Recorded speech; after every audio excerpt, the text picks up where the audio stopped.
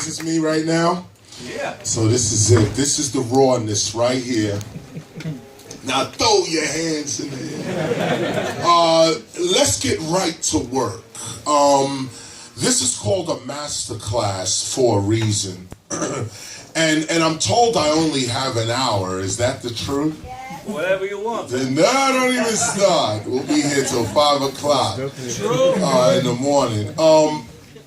This is a master class. I didn't bring many notes with me. I have only the my Gospel of Hip Hop. Those that have or don't have a copy of this, make sure you get a copy of this. This will continue your studies on hip hop on a deeper level. This is called the Gospel of Hip Hop. It took us 14 years to write it because we had to make sure everything was correct that is in it. It's about living hip hop, not just performing it. So I may refer to that every once in a while in that sense. But the reason that this is called a master class is because this begins your mastery of hip hop as art and as science. Let me say that again. This begins your mastery of hip hop as an art and as a science. No other course can claim that except this one. And why is that the case? Because if you were to be in court, let's just say, if you was for a judge and some prosecutors, lawyer, somebody's there fighting your case, and what are you in court for? You're in court because you say you are a hip-hop scholar. And someone disputes that and says, no, how can you be a hip-hop scholar and we are the university system? I am a professor. I am a true teacher of arts and sciences. You are not a hip-hop scholar that should be able to come into our universities and teach and demand 3,000 or 4,000 euro to teach that. No, they will take you into court and say, we are real teachers with degrees and certifications. You are just saying you are a hip-hop scholar. If in fact you was ever in court with that argument, this is the course that saves you and defeats all legal scholarship in the world. Here's why. First of all, the judge is going to ask for precedence. Now, I don't know right there. The judge is going to ask for precedence. See, everybody's talking. We teach hip hop over here. We teach hip hop over here. We have a hip hop course over here. We do it over here. Okay.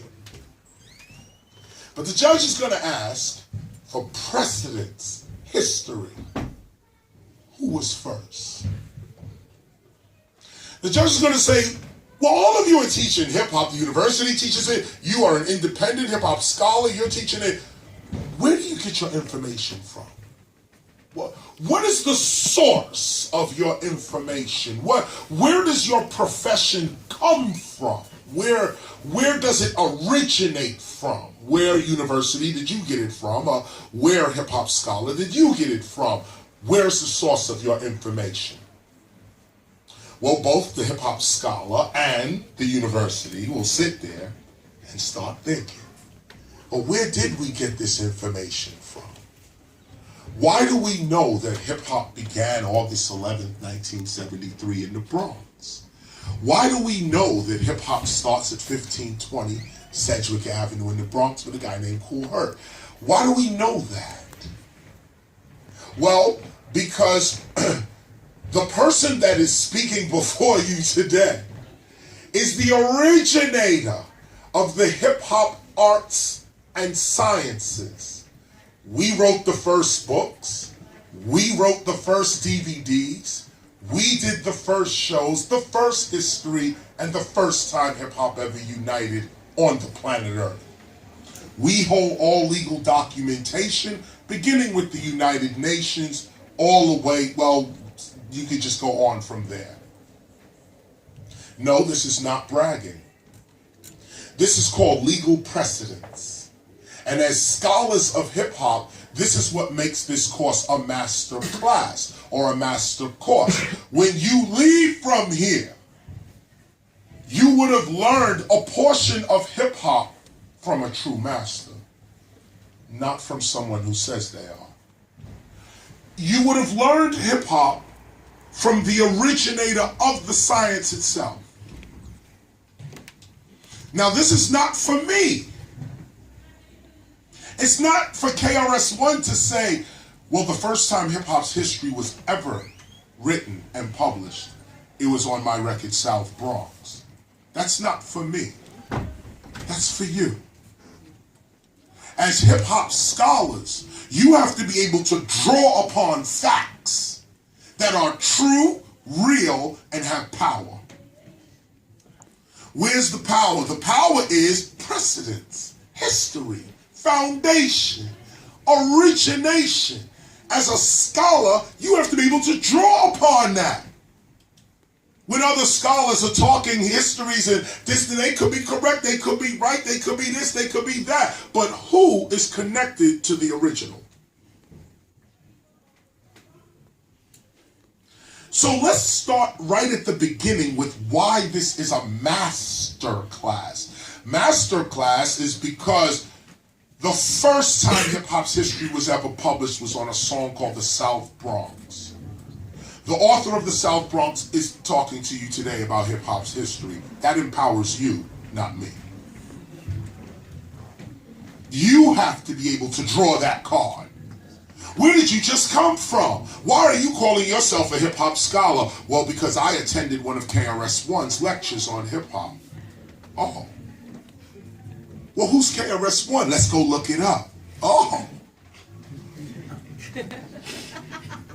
Oh, there's precedence there. That goes back 30 years. Oh, whoa.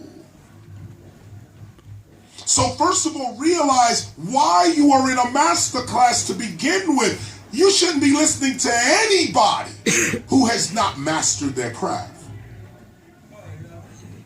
Most people are teaching, and let me ask the organizer in the back if this can the music can turn down. Is that yeah? There's a dance class going on. Yeah. We all should be in that. We wrap all the elements, man. That's real right there. You know what though? Look, don't worry about it then. Don't worry about it. Let them do their thing. The reason why. So let me just start here real quick. Why is this a master class? It is because the person that is teaching the class is the originator of the teaching of hip-hop itself. The first book that teaches hip-hop is called The Science of Rap. It was written in 1995. The first book written by a hip-hopper is written by Ice-T. It was about his life in California. It wasn't teaching hip-hop in particular, but it was about his life, which means you can draw upon that. If you are a hip-hop scholar and have not shaken hands with Ice-T, you can't draw that card. Not just shake his hand, but read his book. That's the first book written by a hip-hopper. Was written by Ice-T, and I'm struggling for the name. Maybe you can look it up. The Ice Opinion. I think it's the Opinion. The Ice Opinion. I get it mixed up because he was talking about Iceberg Slim in the book. And I get it all twisted up. But this book is, as an example, this is the first book written by a hip-hopper. You should be not only aware of it, you should have a copy of the book, and you should be able to quote from the book. Why? Because it empowers you. This ain't about Ice-T. He already wrote the book. This is about you. As a scholar, how do you empower yourself? Not just with words, but real knowledge. Well, first you start with precedence and history and foundation. The first hip-hopper to write a book was Ice-T. The second one was me. The first book written about hip-hop as a teaching subject was The Science of Rap. 1995, KRS One. The first time hip-hop ever united was called the Self-Destruction Stop the Violence movement. First time we ever got together and said, wow, we a group. We actually call hip-hop, we a group here. That was coming out, we was trying to say stop the violence, and came out with this record and a movement for the hood and this kind of thing, trying to cause peace. The reason I bring this again is because this empowerment is for you. You have to be able to draw upon that and say, I attended a real lecture. I attended a real teaching with a real teacher on hip hop. Now, what is the accreditation? Well, you can go online and see my accreditation. But what is the real accreditation while you're here? I've mastered my craft. What is my craft? MCing. That's my craft. Why is it important to master your craft? Because the mastery of any one subject will lead you through a bunch of others. People don't know this. When you go to school, they tell you to master all these subjects. This one, you gotta know this, you gotta know that, you gotta know that. That's the opposite of learning. Real learning is about picking one thing and master it. And I mean master it to perfection. None are above you in this particular thing right here. You know every piece of it, everything about it. If it breaks, you can repair it. If you break, it repairs you. You have mastered your craft. But in the mastery of your craft, you get led through mathematics, language, social studies, history, science. You gotta know all kinds of stuff to master any one thing. So what am I talking about? I've mastered hip hop, not just MCing, but hip hop itself. Now let's talk. This is gonna be unlike any other course you've ever attended. First of all, it's short. And thus is the case with real learning. Real learning don't take a long time. College is a business, y'all know that. Nothing takes 4 years to know. Nothing. So let me run through this very quickly, and I'm just going to update us. Some of this is also taught online as well, and I'm not going to waste time here with what is already online, and you can just look it up and get some preliminary, or should I say, get some elementary studies going. But for those that haven't seen some of the online lectures and so on, let me just run through our perspective on hip hop, how we approach hip hop. Now, this is the beginning here. Wait a minute, hold up, I might have something a little thicker than this. Yes, I do. I came over to Germany. I get off. I'm in the airport. I look around. First thing up is a Mercedes Benz. I'm looking around. Mercedes Benz is cabs here. In America, a cab is the lowest car you can ever get in. It's the most common car. Okay, you come to Germany, Benz pull up. Yo, where you going? Benz. Yo, dude is living like this? But then we realize quickly about the mind. In one country, we're killing each other for this because of what we believe about it.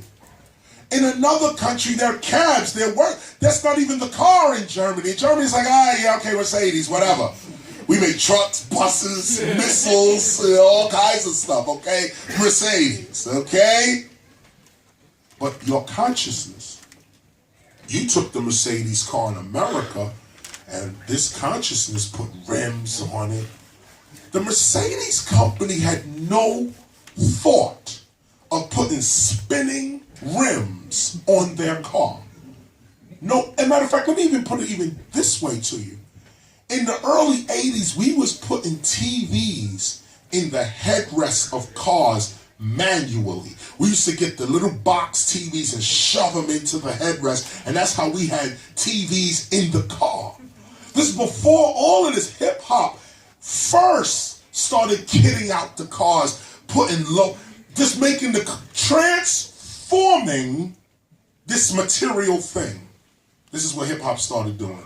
And companies started following what hip hop was doing to their products. Clothes, cars, food. You can even go into language.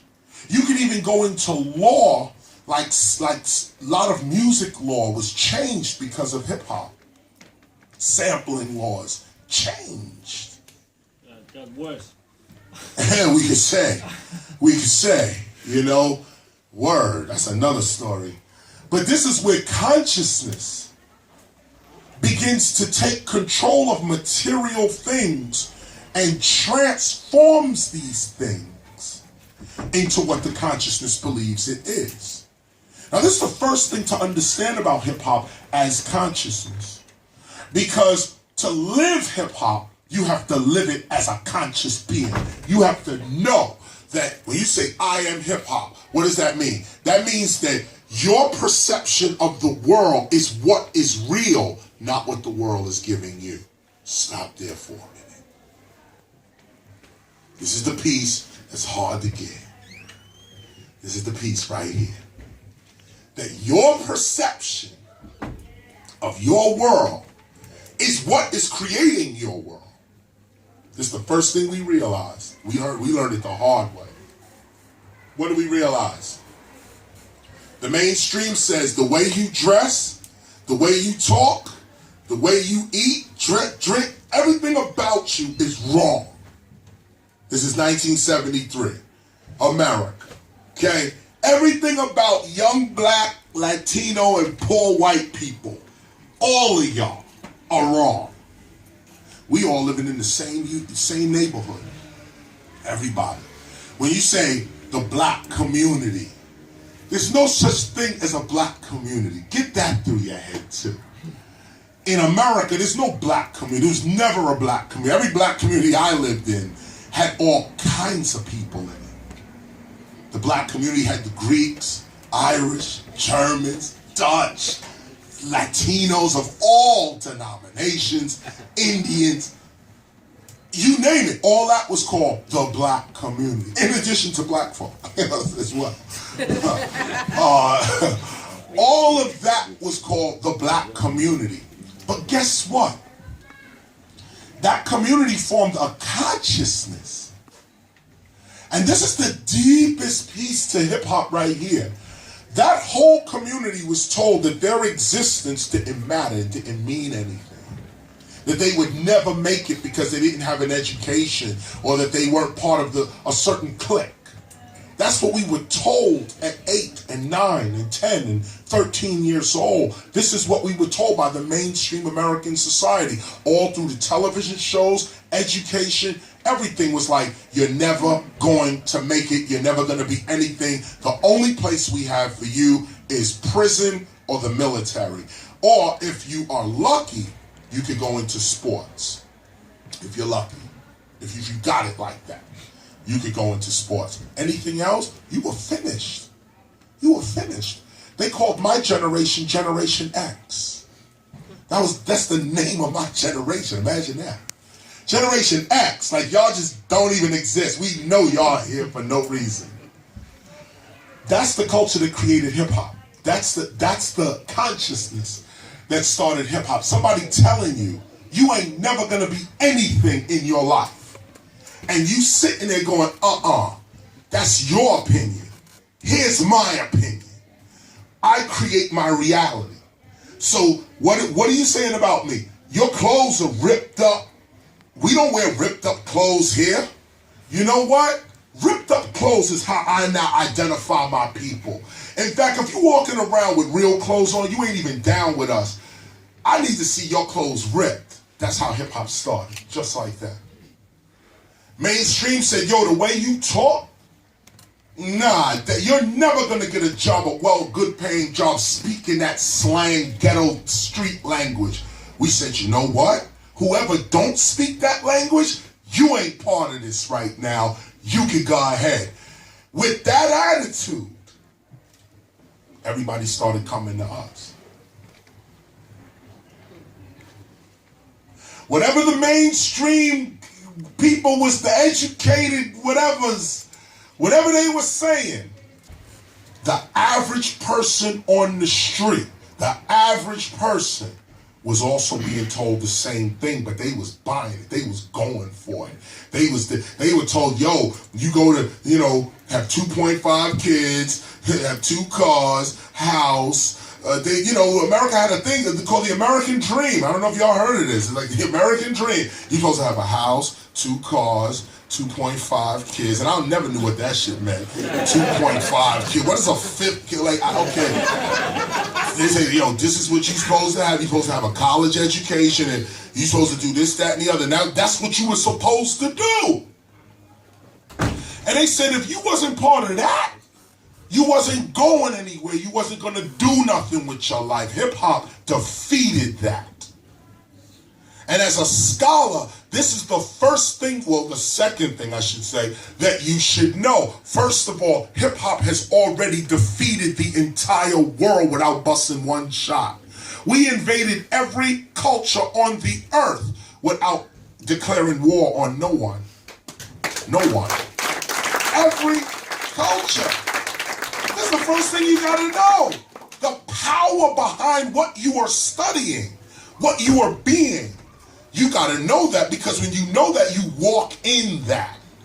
And nobody's gonna tell you, oh, it's this or it's that. No, it's not. It's this. And what is this? This is, first, I am hip-hop. That's number one. Let me start right there. Hip-hop is not in the physical world until I become it. Boom, I am it. Now, hip-hop is in the physical world. Now, what's the powers of hip-hop? What's the powers of this thing that I am expressing and being? Well, hip-hop can change reality. We've already proven it. What we do is determine what is cool, what's in style, what whole generations of people are going to consider good. That's the power of hip-hop. Anything hip-hop says, yeah, that's good, it's good. Imagine that. A lot of what's going on in the world is going on because hip-hop has not made a decision about it. Imagine that. There's all kind of wars and things going on. I mean, even down to things like England, Britain leaving the European Union, what is called Brexit. If hip-hop made a decision on it, neither Europe nor England could do anything. If hip-hop made a decision and said, well, no, we think we want to stay in the European Union, the nation would have no choice but to stay. But we're not united yet. We're a global power, ununited. There are more members to hip-hop than all religions combined on earth. Do you understand what I'm saying to you? Take Islam for it. That's 1 billion followers. Hip-hop dwarfs that. Okay, imagine. Christianity, billions of people. Shintoism in Japan and Buddhism. These have millions of followers. Combine all of them, and we still have the largest citizenry in the world. That's how powerful what you're studying is. What does it do? It transforms people and material things. Let me go deeper with this.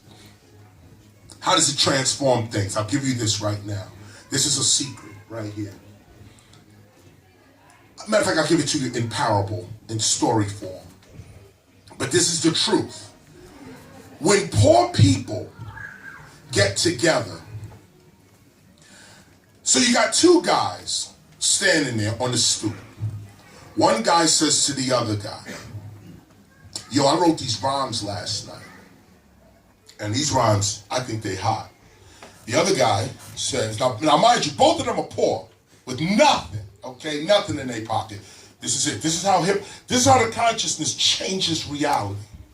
We're both poor. We're sitting there. Yo, what's your rhyme, man? I'll keep on bringing and singing until your ears are ringing. Now, this guy over here can say anything at this point.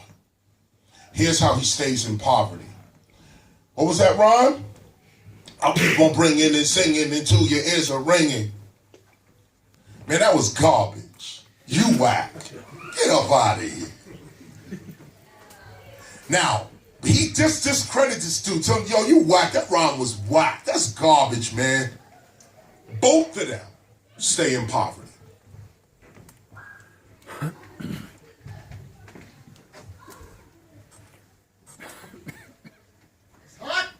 It's hot. Both of them stay in poverty. Why? Because this guy just expressed himself. I'll keep on bringing and singing until your ears are ringing. This guy did not acknowledge it. He said, no, it's garbage, it's whack. Let's just sit here. Now here's the flip side. What's that rhyme? I'll keep on bringing and singing until your ears are ringing. Yo, that's the greatest rhyme ever. Yo, that was crazy. Yo, do it again. I'll keep on bringing and singing until your ears are ringing. Yo, ringing? Oh, man, you crazy with it. Yo, you gotta... Now, here's what just happened. Both of us have nothing. Okay? Nothing. But his compliment of me, or of the person, it just spit his rhyme. Your partner, your other person says, yes, that's great. Right there, you're great. Look how the greatness goes. So both of you get up from that place you were sitting, and you walk down the street and you meet a third person. Third person. Yo, what y'all doing? This person says, yo, my man just spit the rawest rhyme right here. You gotta hear this. Say your rhyme. I'll keep on bringing and singing until your ears are ringing. Yo, that was so crazy. Didn't you just hit? Now, here's guy number 3. Guy number 3 doesn't know what to say. I don't know if that's good. I don't know if it's bad. All he said was, I'll keep on ringing and saying, I don't know what that is. But the guy who is hyping it, yo, he's hot. He's great. He's the best thing ever. Both of them are getting rich. Both of them are raising the value. It's not the guy rhyming. It's the person talking about him that is making both of them valuable. I'll keep on bringing and singing until your ears are ringing. They meet a fourth person. This person over here, this person number 2, is still, yo, this is crazy. Yo, this is so hot. Yo. The more that person does that, yo, this is crazy, the more valuable this person becomes.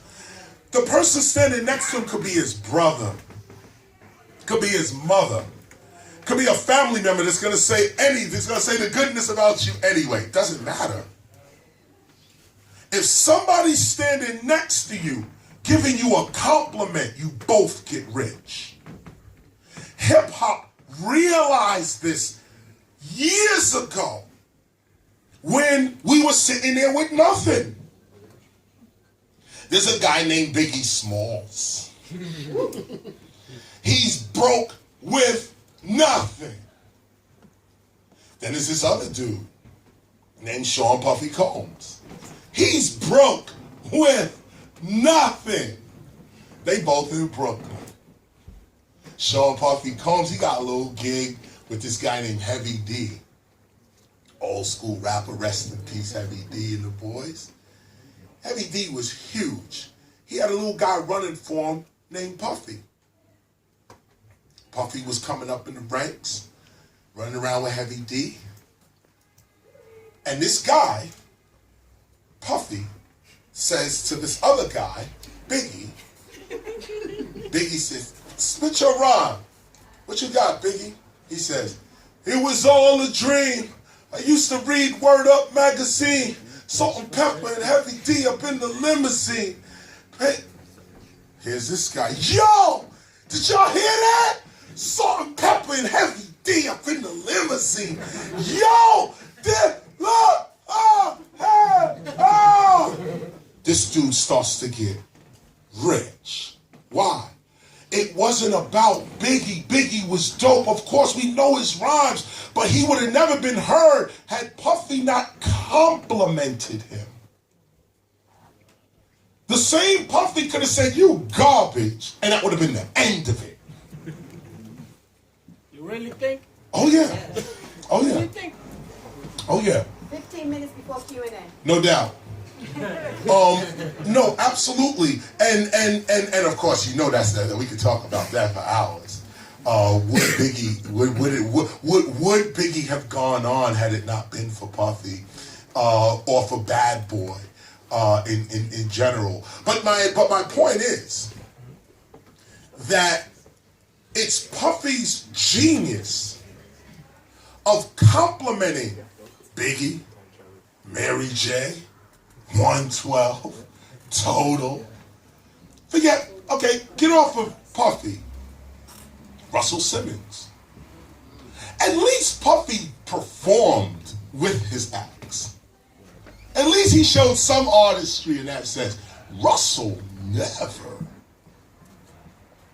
Russell Simmons turned to his brother and said, yo, spit your rhyme. His brother said, I'm the king of rock. There is none higher. Sucker MCs should call me son. He said, wait a minute. Did you hear what he just said? This is Run DMC. This is the greatest group. That's Russell. That's not Run DMC doing that. That's Russell. And right after Russell's yelling, look at them, and look at them, and look at them, and look at them. Everybody looking now. What's the what? What are you yelling about? What's the problem? I want you to look at them and look at them and keep looking at them. He's the ringmaster. He's the one that's the CEO of Def Jam. He's the one that became the billionaire. Peep the lesson. When you diss your neighbors, you stay poor. When you compliment your neighbors, you get rich. Very simple. This is what we learned early. Even if you say, man, that rhyme was whack, just know that if you're going to still stand next to that person, you whack too. If you say, man, that rhyme is whack and that person's part of your crew, you're just as whack as what you just said. It's better that you compliment even the things you don't like because it keeps you powerful. It keeps the door of opportunity open for you to discredit somebody else, to disrespect him, and not just somebody else, someone connected with you. To discredit someone connected with you keeps you in poverty. That's what we're doing all the time. We don't realize it, but we do it all the time. We do it as a family. We do it as friends. We do it as a community. We do it as a hip-hop community. We do it. We discredit each other and we're all together. We disrespect each other, but we all together. Cursing each other out, but we all together. No, we can't win like that. So as hip-hop scholars, the first thing you got to realize, this thing is about how you think. Because your thinking is making your world, especially when you hip-hop. When you hip-hop, the way you are is what's going to make your world. There is no excuse for you when you are hip-hop. No excuse. You are the life you create. So, having said consciousness, when this thinking starts to move and says, I know I exist independent of what I'm seeing and hearing, I know that I exist and I know that I am valuable. I know it to myself. Now you start creating culture, breaking, MCing, graffiti writing, DJing, beatboxing, language, knowledge, fashion, entrepreneur skills. You start moving within your consciousness, and based on whoever you are, I'm a graph writer. Same consciousness, but I write graffiti right. I'm an aerosol artist. That could take you into movie production, photography, tattooing, of course, art itself, just all sorts of graphic design even. That's graffiti art. Breaking. Dance is ridiculous all over the world. If you could master dance, like the people downstairs are trying to do right now, master their dance. Why? Because that's going to get them rich. Mind, body, and soul. Rich. Not just money rich. Rich heart. Rich character. Rich life. They master that. Them little girls. That's also a few dudes in here too. Those people that I didn't get to see. But the young people that are really getting in their dances and really getting it in, they do realize how valuable they are becoming. Because they're going to master that.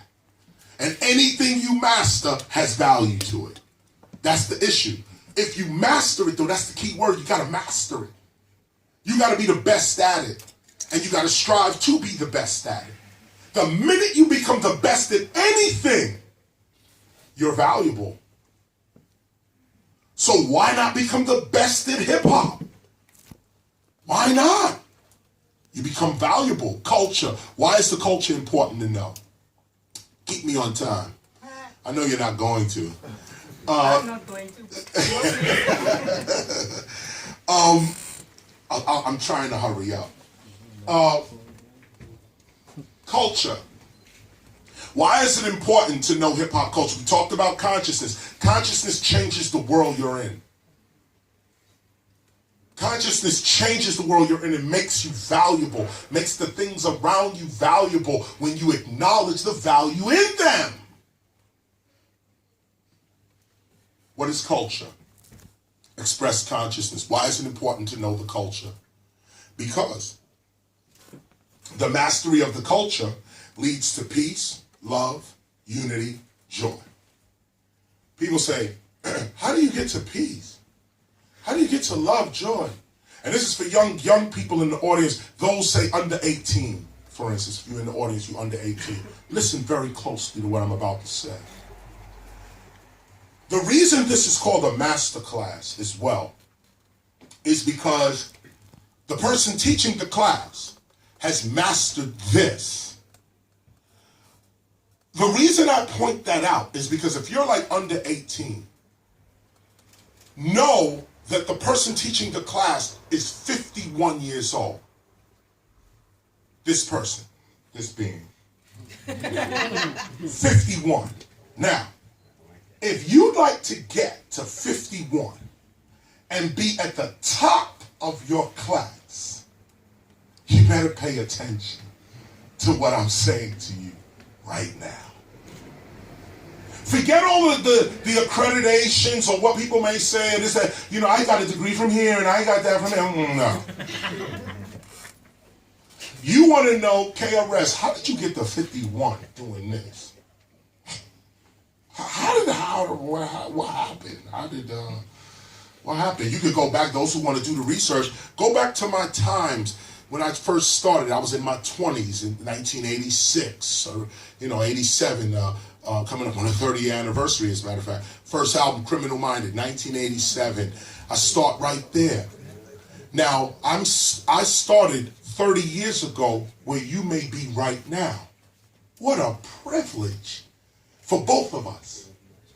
Because I worked a few things out over these 30 years so that you don't have to go through the nonsense that we went through trying to establish ourselves here. So get this. Here's why culture is important. Because wisdom is important. You don't want to keep making the same dumb mistakes that we made And it's hard, it's actually sad to watch young people make the same mistakes you know you made. The same ones. You say, damn, couldn't I have said something? I wrote a book, a DVD, a phone call, you say anything. You guys got to do the same. I tell you, this is so funny. It's not funny, actually. It's not funny. It's not funny. But it's reality indeed. That my good friends over in the UK, okay, it's a saying that says that the UK is usually about 10 to 20 years behind the United States culturally. Now, I don't believe that, because when I go to the UK culture is 2017. But I do get to see some things, like, for instance, in America, guns are everywhere, okay? You could go to a supermarket and say, give me the bread, the cheese, and a sawed-off shotgun. I mean, that's what it is over there, okay? In the UK, the police don't even, well, most police still don't carry guns in the UK. Now, just recently, police started, they have the teams out there now. You see UK police with guns and so on. But, they're 10 years behind the United States. The UK last year, I don't know if they're still going through this, but like last year and 2 years ago, the UK started in the poorer areas of the UK, they started smoking crack, cocaine. Now, in America, we already was ravaged by that all through 85, 95, 2000. He was like, yo, if you a crackhead now, like you didn't see that whole, you didn't see Scarface, you didn't see none of that. That whole thing just went by you, right? Just like you got people actually in the UK saying, yo, I'm thinking about smoking crack. You know what I'm saying? It's like, so that you look at that, and I say this to say that, you be surprised, culture-wise, about wisdom, about seeing somebody else go through something hard, and you say, you know what? I'm going to learn from their mistakes, and I'm not going to do that. I'm not going to walk down that path right there because I see the mistake that was made, and I'm not going there. This is what saves you. This is how you get to 51. This is how you do it right here. At least to this age, this is how you do it. You got to learn from other people's mistakes so that you don't make the same mistake. It seems simple, but it's not. To learn from other people's mistakes, you got to read. You got to read books, not just the internet. The internet's hot for research. I ain't gonna front. But I also know that the knowledge we had 30 years ago is not on the internet. All the books are not on the internet. The internet has traded one brand of knowledge for another. Those who still have libraries have real knowledge. Libraries, real books. You can go and pull a book out. There's so many books that have such great knowledge that never made it to online. Just never, it's an old book, rare, never sold any copies, nothing, but this person invested their whole life into this writing, wrote it down, and told you what it was. And the book just went out. You can get it at the local library. You can go to the local bookshop. It's important to learn from the mistakes that others made. Read the Bible. Read the Quran. Read the Torah, the Bhagavad Gita, the 5 baskets of Buddha. This is the importance of reading. You don't have to become a Buddhist, but read about Buddha talking about the middle path. Not too hot, not too cold. Just stay right here and keep it moving. That's 5,000 years old knowledge. How do you get to 51? You got to study stuff that's 5,000 years old. The knowledge that you got today is only good for today. Study things that are 2,000 years old, 1,000 years old, 3,000 years old. Study that stuff. Go to the museums and just sit there and look at something that they dug up out of the ground 4,000 years ago. Try to learn about the culture. See how the culture fell. See how the culture rolls. Then conduct your life accordingly. This is the importance of culture. It teaches you how to live. It teaches you how to live. It shows you all the errors, all the mistakes, all the victories, everything. Then you make the choice. Here's how I'm going to live. Here's how I want to live. So, final thought on this. Not only does culture teach you the right way to go, where to go, and it teaches through example, too, by the way. You have real life examples. We're not doing that. Why? Look at what happened. We are going to do that. Why? Look at what happened. That's culture. That's real culture. Real tradition. Not some old head telling you, yo, you like what we got today. You got to follow what I'm saying just because I said it. Really? Go back to precedence, foundation, organization, which is what an elder should be pointing to. Not himself, but to the timeless wisdom. That's what culture keeps. Timeless wisdom. Last point, hip hop down here. Lowercase HIP, lowercase HOP. For those that write books or for those that consider themselves grammatic scholars of the culture. This is how we spell hip hop. Capital H, lowercase IP, space, capital H, lowercase OP. Always spell your culture with capital H's. This is one word, so we just start with this capital H, H, H. Always spell your culture with a capital H. All cultures, or, okay, I'll say in English language, let me say that, let me be real scholarly correct. In English language, this is called a proper noun. Dictionaries are still spelling hip hop in lowercase letters. You go to some dictionaries, a lot of them, even Oxford English and Chambers and Webster and these authorities on English language, they're still spelling hip hop like this and still calling us a culture. Some call us a subculture, some say inner city culture, urban culture, but they use the word culture when describing hip hop. And they don't just use rap music. Most of the dictionaries recognize hip hop as breaking, graffiti writing, and rap music. Most dictionaries. But they still spell it with a lowercase h, lowercase I. This is taking away our right to exist intellectually. You call us a culture, but then you spell it lowercase. No. You don't spell Greece with a lowercase g. You don't spell Netherlands with a lowercase n. Germany with a lowercase g. America with a lowercase a. Japan, etc. These are nations. Even if you say Nigerian or Peruvian, any group of people are spelt with a capital H, or spelt with a capital letter. Their name begins with a capital letter. Hip-hop is the same way. We are a global culture.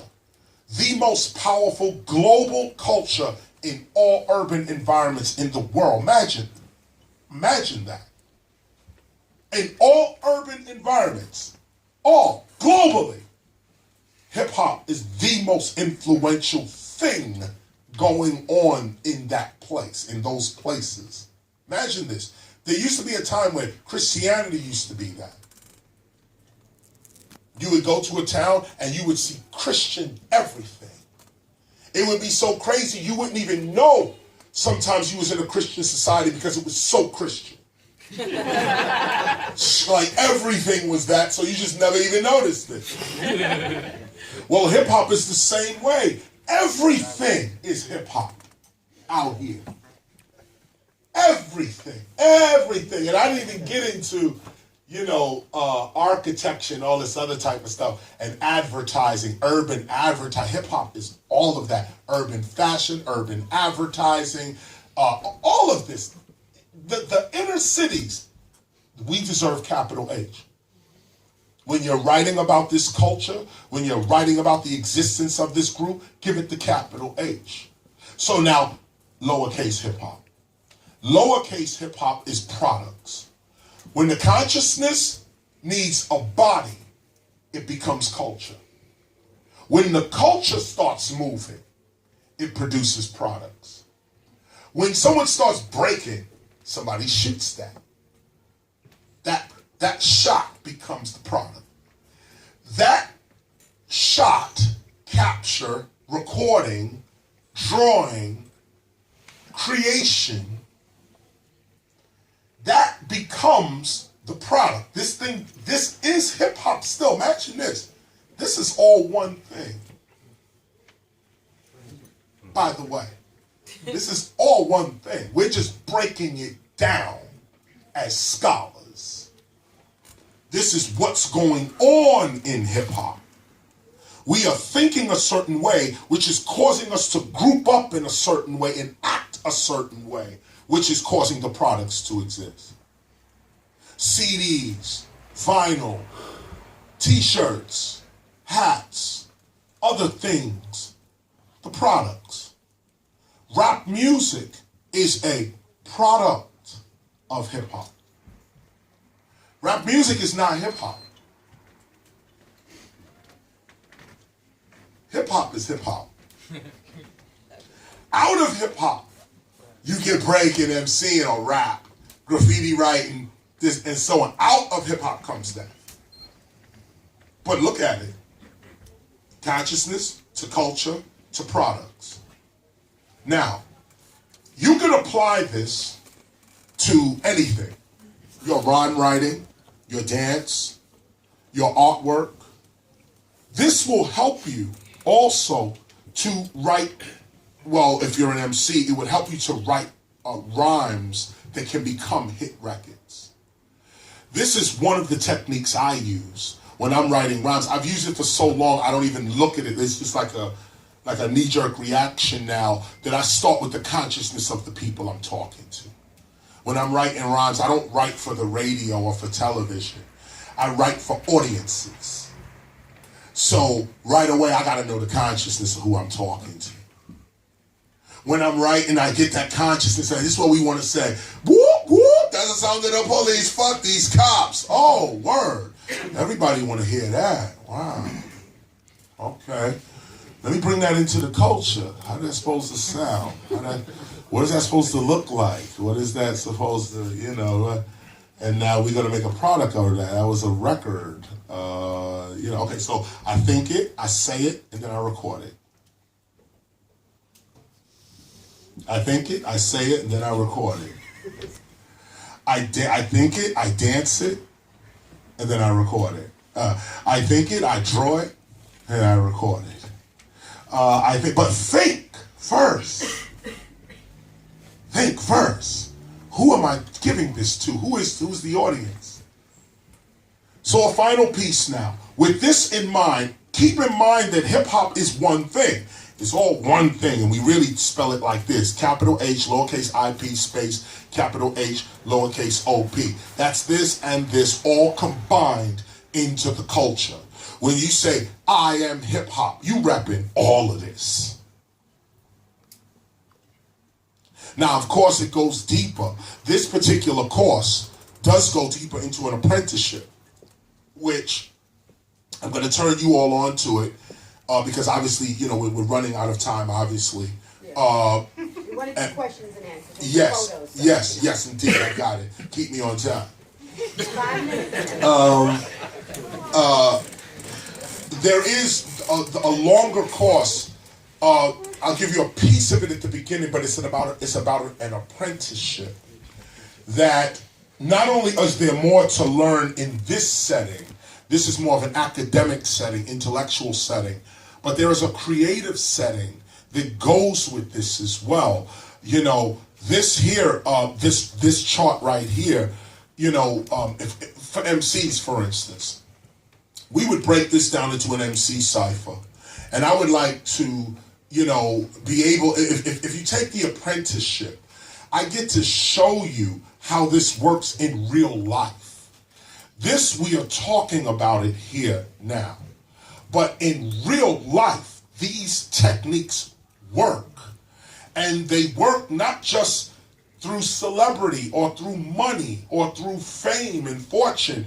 Before we get to all of that, There are proven techniques to make you more valuable. Now, one thing I brought up here today was, again, what makes a person valuable? Compliments. Compliments from their friends. Compliments from family. Acknowledgement. Anyone that acknowledges that you exist has made you valuable. Anyone who denies your existence is devaluing you. This is what you got to remember with the first lesson. You are valuable. This is the beginning. You are valuable. Now, why do I say that? Because you got to really realize that. You got to realize it. Don't wait for somebody to come and say, here's a contract. Now you're valuable. Or we're going to pay you. So now you're valuable. Or we're going to record you and you're going to be seen by millions. Now you're valuable. No. The real value is when you wake up in the morning and say, I am valuable. And you say, well, I really don't believe I'm valuable. How do I become valuable? You start mastering something. The minute you master something, you become valuable. In fact, the road to mastery creates the value instantly. Instantly. You tell somebody, what you doing? I'm on my road to mastery. Mastery? Let me hire him now. Let me get her now. Before she turns into the master. Whoa. Yeah. Start using these kinds of words. What are you doing? Well, I just came from a master class. This is the part about hip hop as consciousness. I didn't get into it. I'm just giving you little pieces of it right now. How do you say your name? There's another piece. We didn't get into it here, but here's a little piece of it. The first thing hip hoppers do to become hip hop is change your name. First thing, change your name. And not just change your name. You can keep the same name you have, but how do you say it? How do you feel when you say your name? Some people, what's your name? Oh, Bob. Bob. Yeah. Bob ain't going nowhere with that. SpongeBob. But put the sponge on the front though. And that's a good example. What's your name? SpongeBob. No doubt. But look at it. You can either be Bob or SpongeBob. And that's real. How do you say your name? Some people look in the mirror and when they say their name, it depresses them. And it's crazy, but it's true. That when you say your own name, you don't get any energy from it. That's why you got to be careful about the names in which you choose. From this day forward, choose to say your name with power or get another one that has power. Look, my mother named me Lawrence Parker. What's your name, Lawrence? No, Lawrence, come on. Now, I love the name Lawrence. It has a lot of meaning behind it. My mother gave me that name. Okay, that's the name on my passport, blah, blah, blah. Okay, Lawrence. But when I was Lawrence, I was having Lawrence realities. Lawrence experiences. Real talk. Lawrence experiences. Okay, walking down the street, Lawrence, the cops looking at Lawrence, and you look what? When I changed my name, they say, what's your name? Knowledge reigns supreme. I'm KRS One now. My reality changed. I did a record called Sound of the Police, and the police want an autograph. Slow down and think. Slow down and think. Larry was getting thrown up against the wall.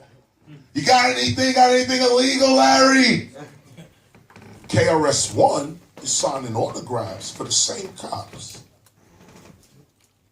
It even gets so thugged sometimes, they like, yo, check out the new Glock we got. Oh, it gets real. And this is what I'm saying is that there's an apprenticeship that I'd like to show you as well where these principles really work in real life. When you change your name, you change your reality. You bring things to you based on your name. And be careful about this. My first album was called Criminal Minded, right? My DJ was killed in the street trying to break up a fight. Take a look at it. We on the cover with guns, straight guns, and we owned all of them. Those were not rentals. We just pulled out a little bit and said, yo, this is all we got to pose. We on the cover with all our tools right there because that's how we was living right there, 1987 in the Bronx. That's what it was. But my DJ lost his life. He had a record called Criminal Minded. Don't expect to get in shootouts and stuff. Well, Biggie Smalls, talked about him earlier. He did a record called Ready to Die. And that's when he died. Come on now. Slick Rick, the legendary Slick Rick had a story, I think it's called Children's Story. Ran up the block doing 83, crashed into a tree near University, escaped alive, but the car was ratted, tat, and all this cops scattered. That happened to him. The whole story. He wrote it first, and then it happened. You gotta be careful. Because this thing called hip hop doesn't exist in the material world. And the better you are at it, the better you are at changing reality. So be careful with this, because you'll say something just off the cuff, like, yo, one day I'm gonna be president, yo. And you messing with this right here? Next thing you know, you're running for office. Don't know why, how.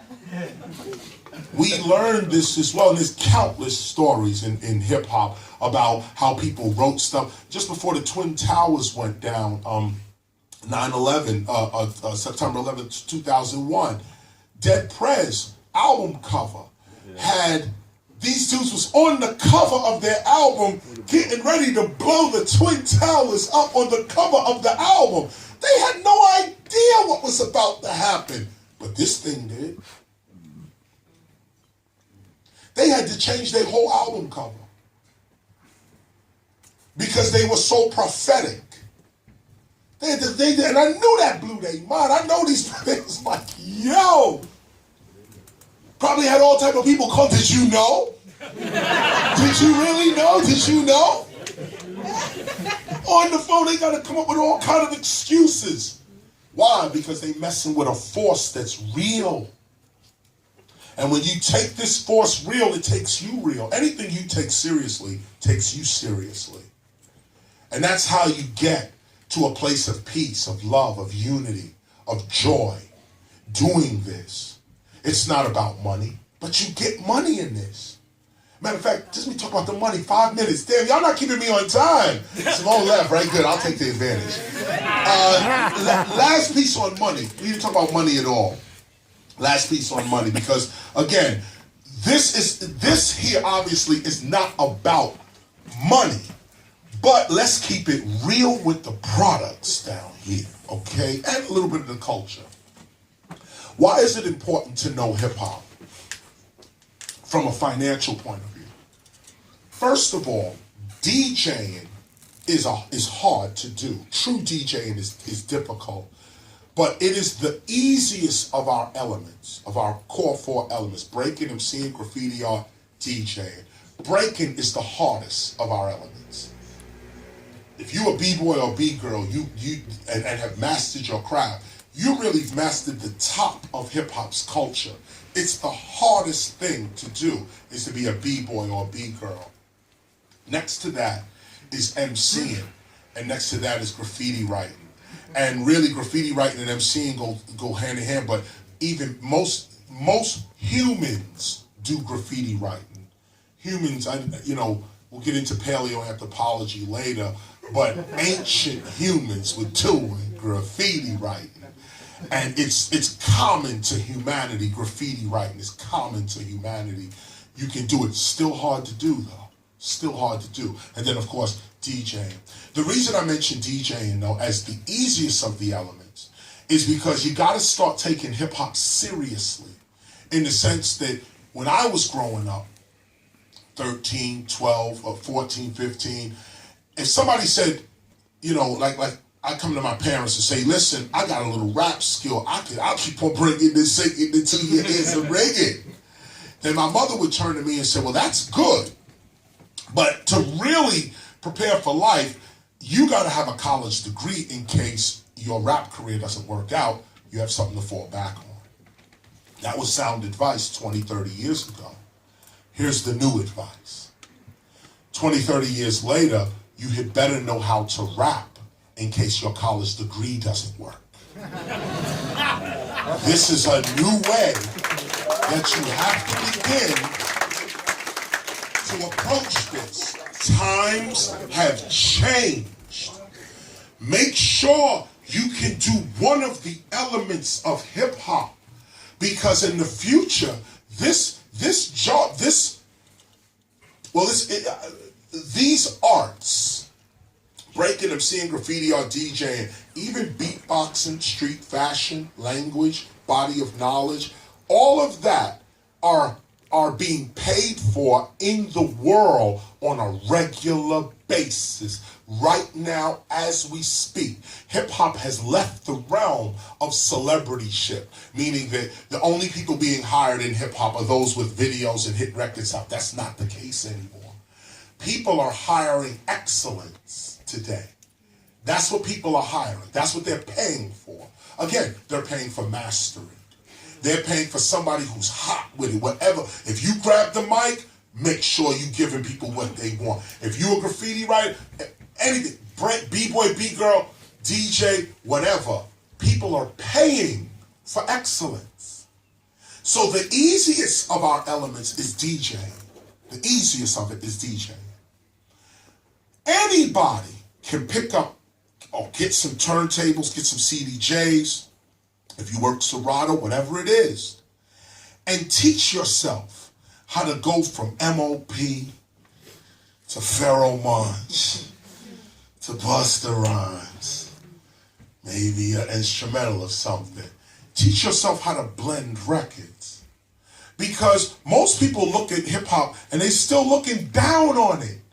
They're still like, okay, DJing, really? Yeah, really.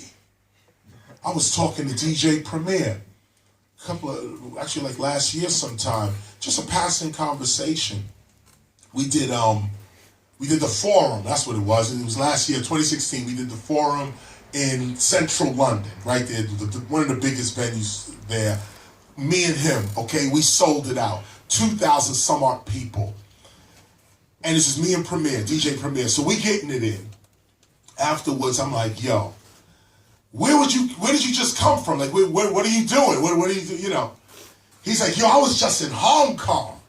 Hong Kong? What are you doing out there? Yo, I was out there, I got 30 G's for like 45 minutes.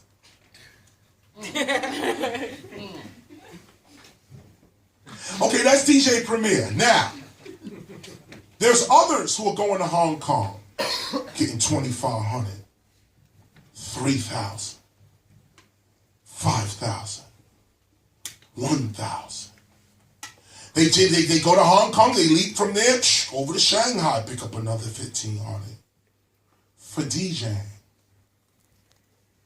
For DJing. Not architecture, not medicine, not law, not education, DJing. DJing is rivaling, DJing is competing with a medical degree. There are people right now, we could look out this window and probably estimate how many PhDs are driving for Uber. Can we go to Q&A? Yes, we can, as you say that so politely.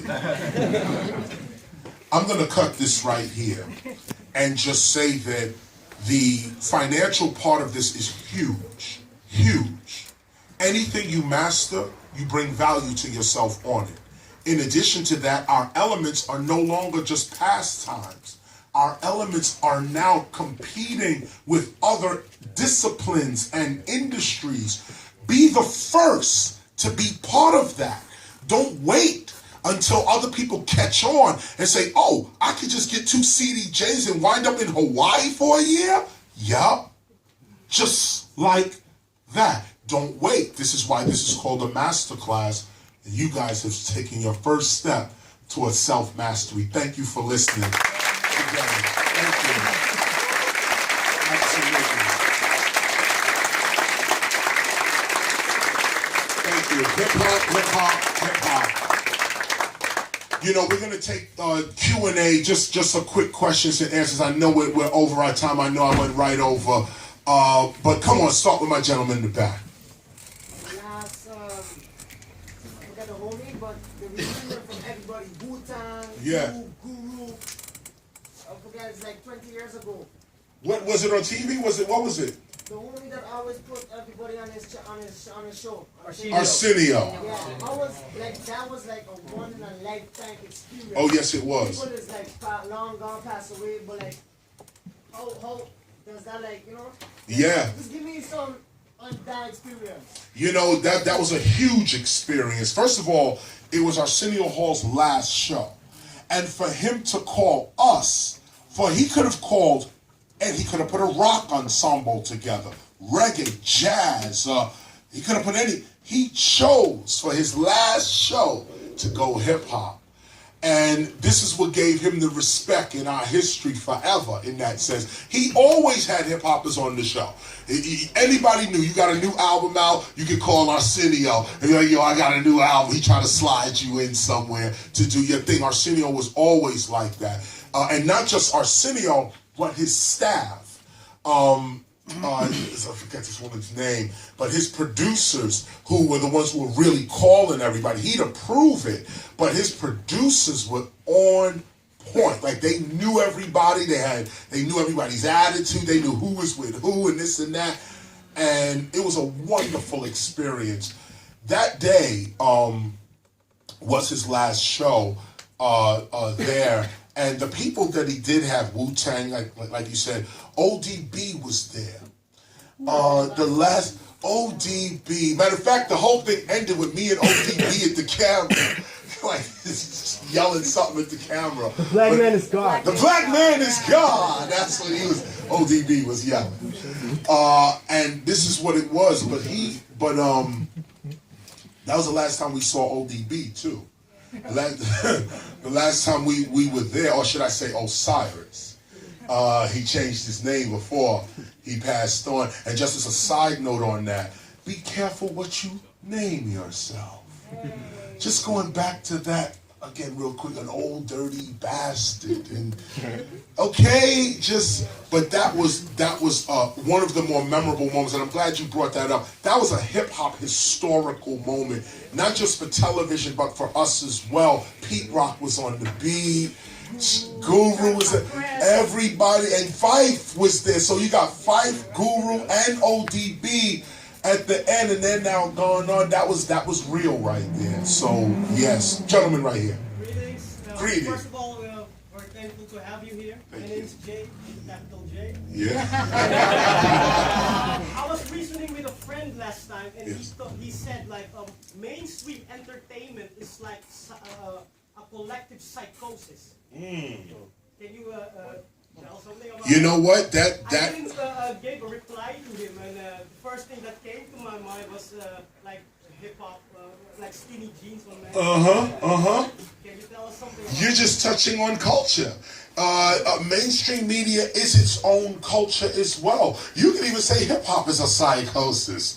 In that sense, people look at us and say we are crazy. Okay, like out of our minds. But any unified thought would be that, and just and look at that, the beauty of unified thought, yet the uniqueness and distinctiveness of all of these unified thoughts. Like for instance, who would have voted for Donald Trump? What is the person? Maybe some of you in here may say, yes, I would have voted for him, or I would do that. But we're in America. I don't know, I'm just being polite. But there's some people in the United States, like imagine, like we're walking around looking at the other person going, yo, are you the dude that voted for this crazy? Like, are you him? Because there are people in our country that actually believe on this. Like, yeah, he's endorsed by the Klan, and slavery's coming back now, and this is where we are, and so let's get it going. Like, you like, are you serious? Like, you know. But again, that's a psychosis unto itself. And what is a psychosis? You're rationalizing your reality. You're rationalizing what you believe the right or the truth to be. And so you can't judge another person without also judging yourself in that sense. But look, that's a never-ending conversation on that end. But it is true. Mainstream is that. Mainstream media is that. It has its own thoughts. And we are seeing also the repercussions of these thoughts as well.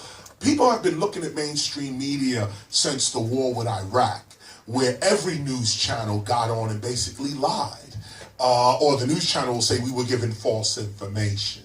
But you spread the lie, whether it was false information or you didn't check it, you didn't fact check it, you just took it from the Pentagon or took it from somewhere and just broadcast it up. So from there, people have been saying, you know, the media itself has its own mind. It doesn't serve the people anymore. It's its own psychosis. You join in that. You got rules to play. You got people to meet, but you're not doing the news anymore. You're not really a journalist anymore. You're not trying to journal anything. You're not writing history anymore. You're writing opinion now. And so whatever. That goes on long. Gentleman right here. Hello? Yes. So basically, I'd like to take you back to the example you gave with the two gentlemen, one busting his rhymes, the other one validating him. Yes. Or the other perspective dissing him. Yes. Basically, that's an example of low vibration versus high vibration, right? Yes. You basically, in one case, you either take away from the other guy, Mm-hmm. you take, you subtract, and the other case, you add, Mm-hmm. you give. Yes. So how does KRS handle low vibration, like in your daily life? Because like that's something I'm trying to walk the path of mastery for Mm-hmm. myself, Mm-hmm. and that's something, yeah, of course I struggle with, like low vibration. How do I deal with it? Sometimes I can't just, like, of course I know that it's a good idea to build your environment so that you're surrounded by high vibration all the time. Right? That's a good idea. Whoa. But Let me jump on that question though, because what you just said right there might also be the answer to it. When you say low vibration, that's also a perception. of course, The way I deal with, I know what you're saying, low vibration. Even environments, low vibration. Conversations, low vibration. How do you deal with that? First, you have to recognize that wherever you are is never a low vibration. Never, wherever you are. The sun, the gravity of the sun, I don't think I'm going to go that far. The gravity of the earth, okay? The electromagnetic energy of the earth, not even gravity. I'm trying to find the weakest energy of the earth. The electromagnetism that surrounds this earth. This earth is magnetic, the whole thing. The energy of the earth, the magnetism of the earth is less. It is so subtle. It is less than a magnet that you would put on your refrigerator, say for instance. A magnet on your refrigerator is the same vibrational force, same energy, same mathematics, same thing, except the one that's on your refrigerator sticks something on, or, you know, whatever, these magnets that can stick on stuff. That's like 1,000,000 times stronger than the earth. Yet, we know in the universe that the bigger objects are, the less energy they use. The smaller objects are, the more dense objects are, they not only give off more energy, but they use more energy to be that dense. A person walking into a low energy environment has to know unto themselves that upon my presence in this low energy environment, I'm raising the energy. The light has to know that when it enters darkness, it is the light. It is still surrounded by darkness everywhere, but it is the light. If the light does not know that it's the light, then it detects everything as dark or as low energy. The light has to know that it's light. in your energy, in your area, you have to know that your energy is the corrector. That the universe has sent you this ignorance to correct it. You have to know that. You have to know that. This ignorance right here was sent to me not for me to run from it, fight it, avoid it. No.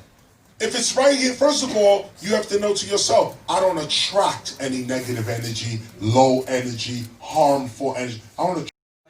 Why I'm asking you this is because right before I came here, kind of, like I was in a high energy state, like yes, very much, but like, gradually it started falling, you know, 'cause like I'm trying to keep it up, but you know, I can only keep it up until a certain point, until it starts tearing me down. No, there's an awareness you have to have. You have to now decide. You know what I would give to you is affirmation works in I this. do that. What is, well, I wouldn't ask you what is your affirmation in a public environment, but that's a path toward when you come into a situation, you say, it's starting to feel my energy get low. What is your affirmation? What is your chant? What do you say to yourself over and over again to get it going? I'll give you an example. You're making me think of this now. Simple things give you energy as well, meaning that an affirmation can also be not just chanting, but it can be an object. Like, for instance, something simple like this cup, for instance. Like, just say this. That you can use this as an object of your energy boosting again.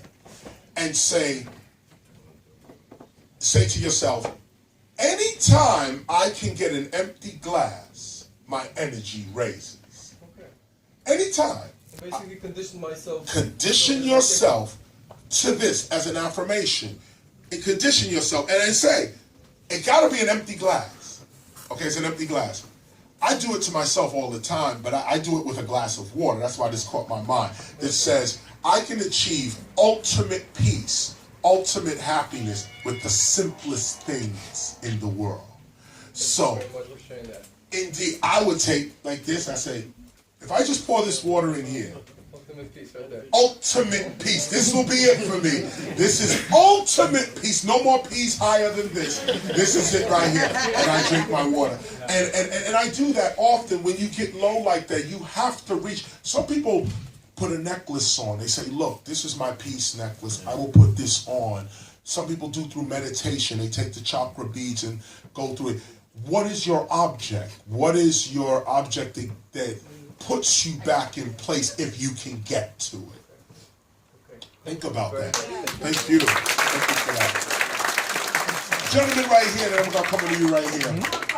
I have a question. You wrote a song, The Bridge is Over. Yes. That's a great song. Wow. But how do you feel about like the modern day hip hop when they go at each other? Ooh. Why would you ask me that? You know, in one breath, for young people, I think battles are great. For young, and when I say young people, not age-wise, those new to hip-hop or new to hip hop, meaning breaking battles, graph writing competitions, DJ competitions, MCing, all of it. For young people, it's good because we don't have any rites of passage anymore. Where, you know, at least in Africa, I mean, they did it in all cultures, but in ancient Africa, you have the young man who becomes, you know, 12 or something, or 13 or whatever, and the elders take him out into the woods to really fight lions and hunt and go through this, and the fear that you overcome going on that rites of passage, you come back with courage on you. You come back saying, no, I'm wearing the tiger that used to frighten me as a young boy. I went out now and took his hide. Now everybody now is seeing me walk around with the leopard skin on. They know that I overcame that particular fear. That's what that was originally about.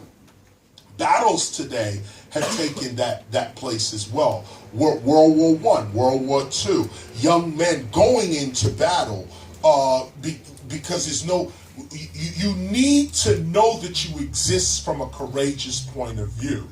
Now today there's no wars to go to. I mean, of course, actually there are wars you can sign up for, but not like the past where the government is actually opening up recruiting stations or drafting whole populations. There's nothing challenging your sense of courage anymore. So that's why I say in terms of battles in hip hop, where you're young,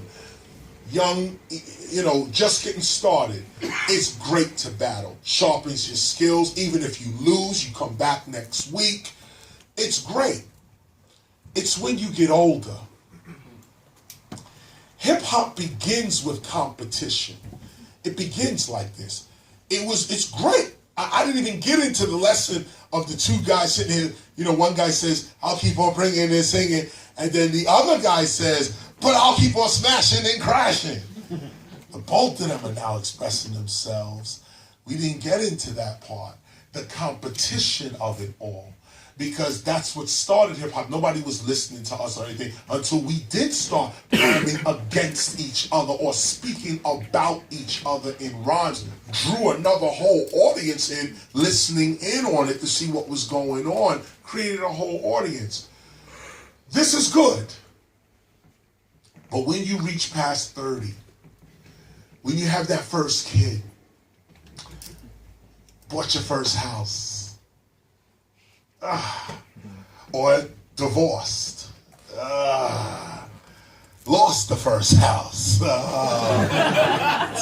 when life starts poking at you, okay, you don't need competition anymore, you need cooperation. And what I'm noticing is that hip hop is having a tough time cooperating with itself. We know competition well, but we don't know cooperation well. And this is the piece now that we're going to have to get to, cooperation. Now, cooperation is another form of competition, because in ancient societies, the competition was how well I can cooperate. So it was like, what's the competition? I can be a better Christian than you. What?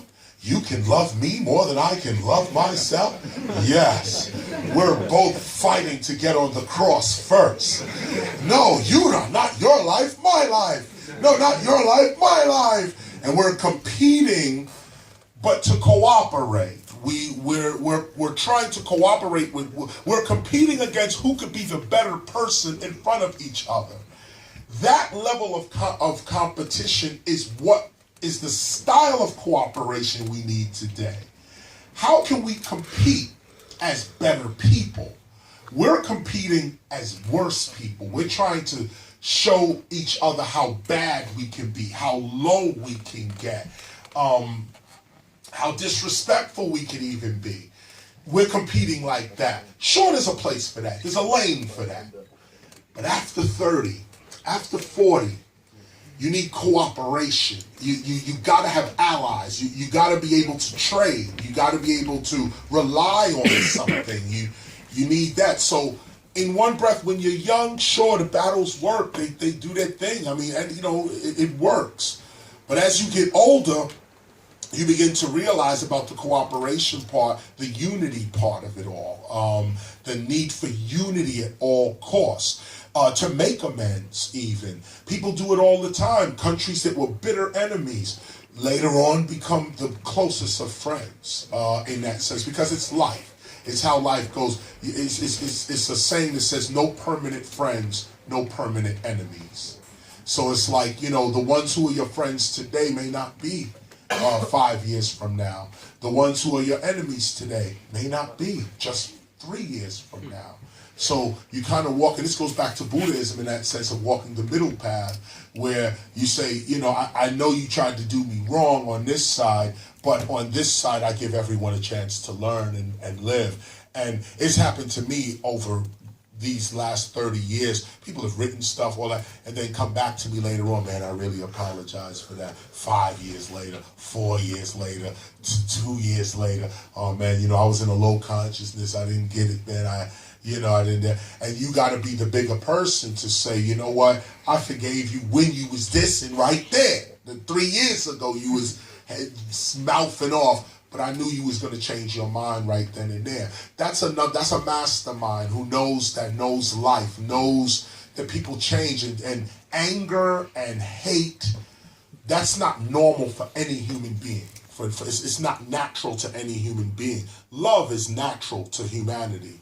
Hate is not. So anybody who's angry or hateful, resentful, they're going to change because that's not who they are. They're going to become who they are. And when they become who they are, they're going to feel ashamed at who they were. So you're going to have to be the person a future person that says, while you yelling and wilding out right now, I understand that this is not normal for any human being. Therefore, you will change and you will see the truth eventually. Let me not say something myself that I will regret later on and say, let me say this to you, responding to your anger, I'm going to respond to anger too. No, the wise person says, I know you're going to change. You're dissing me now, I know this, but I'm standing on the truth. And the truth hurts. Everybody say, oh, we're going to stand on the truth. I'm standing on the truth. No. You stand on the truth, people are dissing you. People are coming at you at all types of angles and so on. But the truth is way more powerful than an opinion. And life is bigger than books, magazines, the internet. People believe that the internet is life, and they're losing. Life is life. That's the original internet, is life itself. Okay? Follow that. That has timeless rules and laws. And one of them is, the ignorant never remain ignorant. You're ignorant because you don't know, which means you're going to find out. So, you're going to find out. You're hateful. Why? Because you're not feeling the love. You're going to get that love. You're going to get it. And when you get it, you're going to reach back. You're going to say, damn, look at me. Is that how? Any of us can go back to like our teenage years or even our adolescent years and be like, damn, I was whack back then. That ain't me now. And that's just the good things you might have done. Like, I don't believe in Santa Claus no more, but when you was 8, you was sitting out there looking at the chimney like, yo, Santa Claus is coming down here. But now you're an adult and you say, wow, how could I have ever fell for that Santa Claus deal? How could I ever have dealt with that? But that's life, though. Adults do it all the time. They believe the world is flat. Yeah. Let me get this gentleman right here. Last question. I have a question. Since you're from New York, I have a question about New York hip hop. Yes. Because I feel like nowadays there's a lack of unity in New York, Yes. especially in the hip hop scene. Like No when doubt. you look at the West Coast and the South, like the OGs are really communicating with the newer cats. Like Right. when you see Kendrick Lamar, Snoop Dogg, and in the South, same thing. Outkast, Bun B, they connect with the Oh, youth. yeah. In New York, they're not really like supportive anymore like you used to, because you used to be a part of Self-Destruction, D&D All Stars. Oh, yeah. Yeah, so yeah. like New York doesn't have the support anymore. Like Joey Badass, Right. he's cool, but he doesn't really get the support like he Right. needs to. I feel because he's talented, and you have other guys like Astro, Bishop Miru, Underachievers, guys like that. They don't get the support like they used to. Right. So I want to have your take on New York hip hop in 2017. This has been a long, I don't want to say debate. There's no debate. It's sort of like a realization we knew since really since '89 when NWA came out and hip hop went to the West Coast. There was always a group of us that would go to these other places, and what one group of us would say, in order to be hip hop, you got to do it the way New York did it. If you ain't doing it the way New York did it, you ain't real. You whack. Then there was another group of us that used to go out and say, nah, you ain't got to do it how New York do it how you do it. Yeah, like example, Ice Cube when he came to New York with Public Enemy and made America's Most Wanted, which is my favorite album. So. That is a classic. Yeah. But he was making his statement. Imagine just before that, just for the audience as well, that may not know this history as well. Ice Cube was coming out of NWA, okay? He had the Jerry curls, okay? The rope chain. He was coming out of Cali gangster culture. This is how they was getting down. But then he gained consciousness, probably read a book, something, influenced by Public Enemy, and ran and got the producers, Hank Shockley, Keith Shockley, and they went in and really created a masterpiece. But what was more culturally important was there was a show that Ice Cube did. The first show he did in New York after the album was out, it was a big hit. He comes to New York with Yo-Yo. And he comes in, he plays the Apollo Theater. Okay? This was sort of at the beginning, too, of the East Coast, West Coast beef. It wasn't big yet, but there was these battles that were going back and forth. The East Coast was battling the West battling the East. You was going to the East, you had to have certain crew with you, go to the West. This guy comes to the Apollo Theater in Harlem, okay, when the Apollo was the Apollo, okay, meaning that you get shoes thrown at you. If the crowd did not like what they was hearing, see on television they showed you getting booed, but in real life you get apples thrown at you, shoes, beer cans. It was brutal up there at the Apollo. But if you went to the Apollo and gained the respect of the crowd, you was on. It was either do or die. And a lot of dudes died on that stage. But the ones who did step forward, like a Ice Cube, for instance, I remember right there, he stepped out, packed house. Everybody wanted to see him, but they also wanted to throw something too, as well. But he came out and crushed it. The first thing he did when he came out, he had a Scully on, and he always had his Scully. Matter of fact, the cover of the album, he got a Scully on with Jerry curls in the back. So he came up with the Scully, and everybody kind of saw the Jerry curls somehow in the back. But he came out, ripped it off. He had a bald head. The whole Apollo stood up and was like, oh! He stood out, pulled out some Africa pendant on his chest, something. He pulled out, threw on one of the records, and Yo-Yo jumped out. He tore the Apollo down, okay? This was one of his greatest shows ever. But it was because he hit the culture.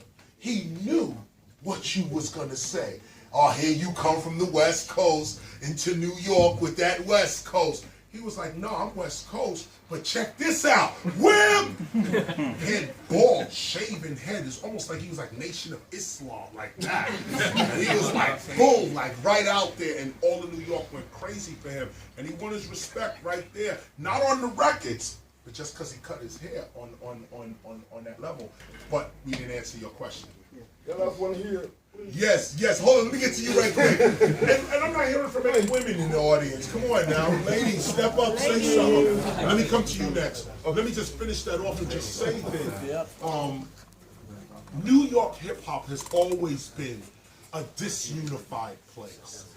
We were never unified, ever. Okay? The reason for the Stop the Violence movement was to try to get that unity together.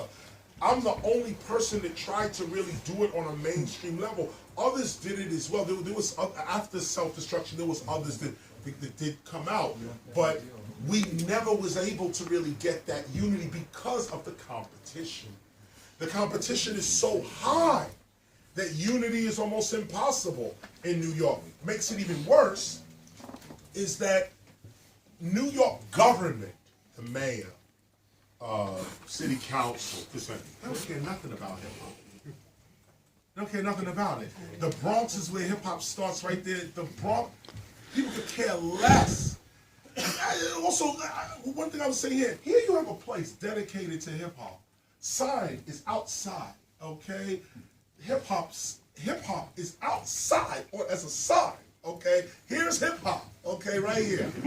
You will not find this in the United States. okay, forget New York, okay, in the United States, a place where people are coming together and say, yo, we're serious about the culture, we want to learn about this, we want to become professionals in this is what we're doing. Now, there are people in America that feel this way, but they got to come here. There's nothing supporting that idea in the United States. Now, New York never been organized, never been unified in that sense. But because of that, the West Coast did get unified. ATL is unified. Even Canada, Toronto, these dudes is doing their thing. All up in Detroit, you got Eminem and them up there. Everybody is organizing. Sometimes it takes a disorganized and disunified body to get everybody else organized. Similar to Donald Trump phenomenon right now. He's so crazy in the office right now that the rest of the world might be getting organized. Like, yo, we need to tighten things up here and be ready for this dude. China, just announced we spending more money now. Everyone is gearing up and getting organized because of this disorganized situation. So in a lot of ways, New York might be playing the role it's supposed to be playing in a weird cultural way, being disunified, being so competitive, being so disorganized. It's causing others to say, let us get organized because we don't want to be like that. Right over here. Thank you. Let's go, Mohammed. And actually, I have to ask you something. On the camera? Should I walk over here? Yeah, come on. Well, I get your advice about the topic. That's me, my friend, my homeboy. No offense about saying that. It's a group called Nigga and the Terrorists. No doubt. And it's talking about generally the European perception about him being black African because he's from Cameroon. Right. About me because I'm Syrian guy, like I came from the Middle East. Right. I run away from the war, and I'm talking about that's idea, the perception of the people when they think like I'm supporting ISIS or they think like he is a black African guy, so he's deep or something like this. So I need you to give me advice about what we are doing. Because now we're trying to change the perception of the people, like, I'm not a terrorist, I'm not ISIS member, I don't support Al-Qaeda, I'm not Osama bin Laden, and 9/11 is not caused by me, I run away from this politics shit. And I'm trying to change this, and I need your advice about this. And the other thing that I want to ask you is, do you think that hip-hop became or going to be an instrument that's ruled or run by some higher power like politicians or rich people to create like a specific mindset in people or to manipulate the people? And how are you gonna fight this kind of thing? What is your perception of nigga? Nigga! Well, that's 3 questions in one. Let me try to hit them all. First of all, the answer to your first question, how do you deal with the perception of, black African, Syrian, how do you deal with that? Because people are in the mainstream, there is stigma being given to, or being applied to Syrians fleeing war, and Africans as well. Let me deal with this. First of all, it is beautiful. What I want to ask you about how I'm gonna reach the people and not making the people like me or the African or the poor Syrian people not misusing the influence, not going to take the illegal way, like selling drugs and leaving the education. So I need to be careful about what I'm representing for the people. What element of hip hop do you represent? I rap, lyrics. You rap? Lyrics, yeah. You already solved your problem. Yeah. You know what? You need to go ahead and make that album. Yeah. I don't think there is no, there gotta be Syrian MCs. I know there's Syrian rappers out there.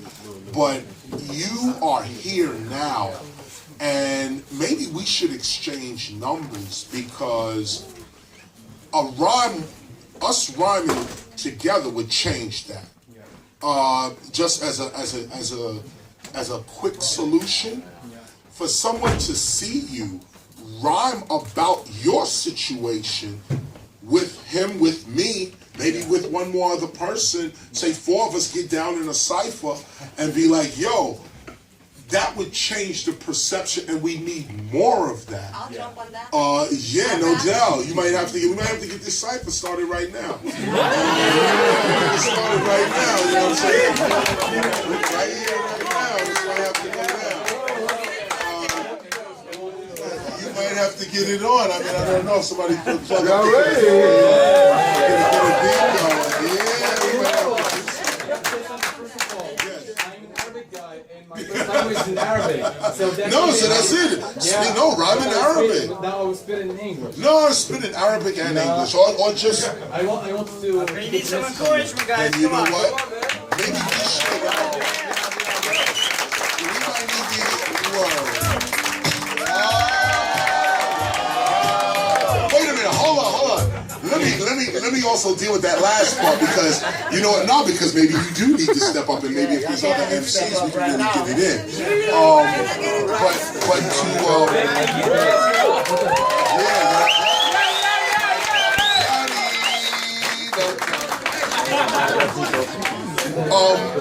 to answer the other part to the question you said about the word nigga, in that sense. Very controversial topic, especially in the United States. I'm quite sure all over the world. It's funny you asked me this question, because I just wrote a book called Real Niggas, Niggas. It's a 600-page book on this very word. I dug deep into the word itself, and of course the surface information is that the word nigger, Nigger, is supposed to be a derivative of the Portuguese and Spanish negro. That's not true. And people cite it all the time, and even some dictionaries try to go back to that, but it's not actually true. I don't have enough time to cite a 600-page book to you here, but the main thing is that this word nigger, Nigger, actually comes from the Latin Niger, or what is called Niger. The French still say Niger. It actually comes from Latin. From the Latin, we get Portuguese, Spanish, English. We get a lot of even German words even. We get Dutch as well. Some Dutch words come there, and Scandinavia as well. The idea is that when one country or one group invades another group, the kings and high people, the priests of the invaded culture, they use the same names to describe these people, but in derogatory terms. So the word nigger originally meant king. It comes from the word negus and nagas. And negus, nagas meaning king of kings. There's also, just to go deeper with that, because even before negus and nagas, you get this word called nga, which is a word called nya, and it goes back to the what is called the Xhosa, the Xhosa click language. And when colonial powers were coming in and invading Africa, the priests would have been called the Nkosi, the Negus, the Naga, all Nagari even, which gets its Indian origination over there, the Devanagari writing. They start calling these names derogatorily. There's nothing derogatory about the word nigger, negro, nigger with an A, naga, Negroes, nothing derogatory about that. It's when colonial powers are saying, when a racist is basically saying, you know what it's like?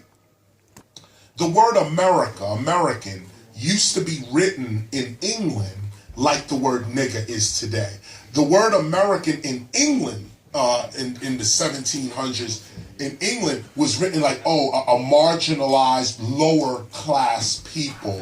To be called an American was to be degraded in that sense. And so many other titles as well, like Christian even as well. To be called a Christian during Roman times was the same as being called nigger. It's when these groups gain power that the names used to degrade them becomes the names to empower them, or vice versa. the name you once had for power, once you're invaded, they say, like if somebody invaded America, like when China invades America. So when China invades America with the help of Russia, when that happens, you can notice in about 100 years, somebody saying president, and you looking at him, president, and you say, you know, we're looking down on the word president. So in our time, to say president is something great. But if another country invades the United States, that word president becomes, oh, you the president. You just the president. And after a while, you say president becomes a racial epithet. It becomes something disrespectful to say. But it used to mean king. It used to mean ruler. It used to mean head of state. Well, this is the same thing. I broke it down over a 600-page book that really gets more in depth with language, linguistics, where words come from. Words are about meanings, but sounds are about intentions, right? It's something different. Sounds are intentions. And when you really want to get to the deeper part of a word, you got to get into the sound, the intent of the sound. What did nya mean? Nya. That's what this is what negros, all of it comes from, the word nya. And so, where does that come from? The sound. Ah, right. Yeah. I need you to clarify this thing for me. I will give you the book. Yeah. I'll give you a copy. I'll hit you off with. I'm gonna take your number anyway, because we might want to get in the studio and do something. Same thing with you. What's up? You spinning? Yo, turn that beat on, man. Turn that beat on. Yo, if there's any up real quick, let's get it poppin'. KRS One, this is raw hip hoppin', live off the top. This is how we do it. I'ma run through it, man. It's like fluid. My man sitting down with the gun. Yo, you need to be filming KRS One. Oh, he got it right there. He got the camera in his ear. I'm sorry, in the air. I'm right here. Got the mic right there. You know we about to do it real clear. I got the sister right there. Yo, we about to do it, run through it. Syria in the building. You gonna get into it? So I'ma like pass the mic. Why don't you get on and show these people what they like?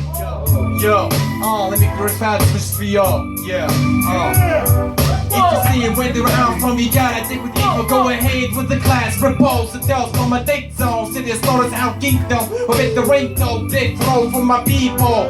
For why pretty toes, setting move, cause we ask for freedom. That's why I bring on the sentimental, verbal angle, words the gentles. Most of cameras, images, concentrate survival mental. The way I grow through the sound is trap though. I gotta say my reason is political, but nothing dealing with the Quran, either the Bible. It's conceptual commercial icons. Wish my welcome is to be subliminally judgmental. The word the religious differentials. We dance on the background melody of Armageddon and instrumental. So be careful when it comes to confidential. Just like you know the site is Pico.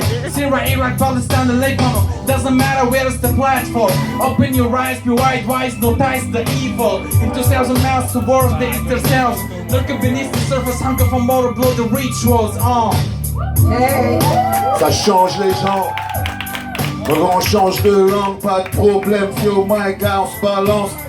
Cousin man, mais ça change les. J'fais mon rap tranquille, jamais je ne me maquille. Après ma VAL, c'est Rodé Berlin à Paris. J'suis passé par ici, pas de problème, même les tarés d'ici. Laisse passer la bête au mic, je suis le bâtard d'MC. Jamais pas de KRS One et ma famille, maman pote terroriste, on est en place si on pose, ose. Dire que ça se passe comme tu veux, vas-y pousse-toi, goûte ça, vas-y pousse tu veux. XX c'est le mic baby, j'suis parti de Yaoundé, j'ai atterri jusqu'ici baby. J'en pose une pour la lady.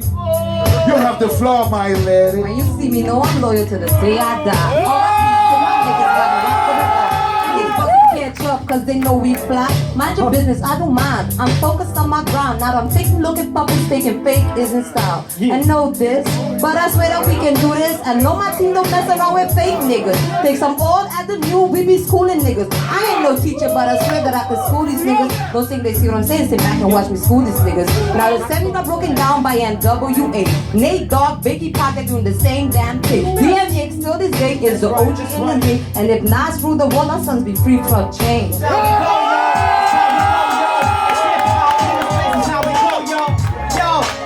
Make some noise one time if you're feeling this one, yo.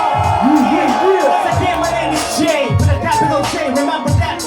Now whoever got flow, gotta flow us so you know that too. Once again, now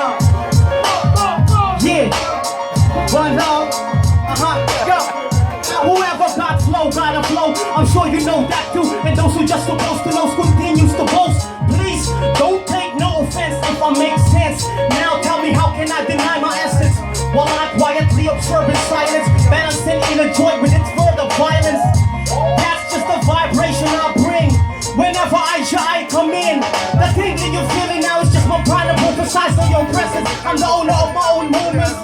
From past to the future, continue with the present, trying to maintain and keep it pleasant. Gladly and firmly I'm still able to withstand trials and tribulations on my path.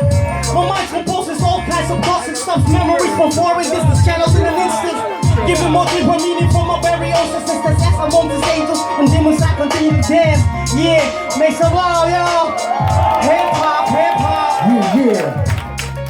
The almighty KRS One, you don't have to fight me. You can be right beside me. Be free, pray for a better way life like he who from God inside me. Bring the spirit outside your body, and you will see that your soul is free to go wherever you wanna go, but do it slow. Don't pop at the temple, you got me in tempo. Don't lose your mental, embrace both. The body is the temple, and you are the soul.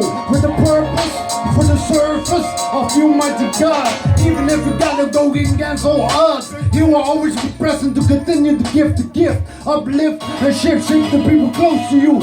Someone notice you, they are chosen to receive and give, believe and live. The embodiment of the manifestation of God. Be one with the ones you love. If you got a strong heart, don't take it apart. Share your wisdom to this work of art. Share your wisdom to the work of art.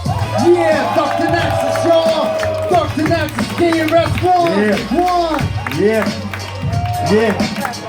Everybody clap your hands up. Yeah.